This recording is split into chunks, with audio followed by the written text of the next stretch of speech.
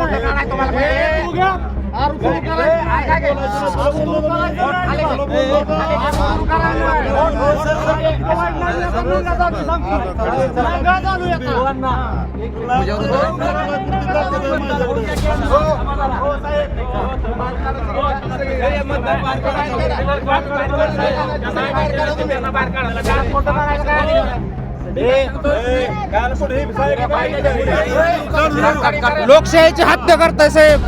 लोकशाहीची हत्या होती. लोकशाहीची एस मराठी न्यूज साठी प्रतिनिधी संजय चांदपुडे, इंदापूर. अशाच नवीन ताज्या घडामोडी जाणून घेण्यासाठी आमच्या एस मराठी न्यूज चॅनलला लाईक करा, शेअर करा, सबस्क्राईब करा आणि बेल आयकॉनला क्लिक करायला विसरू नका.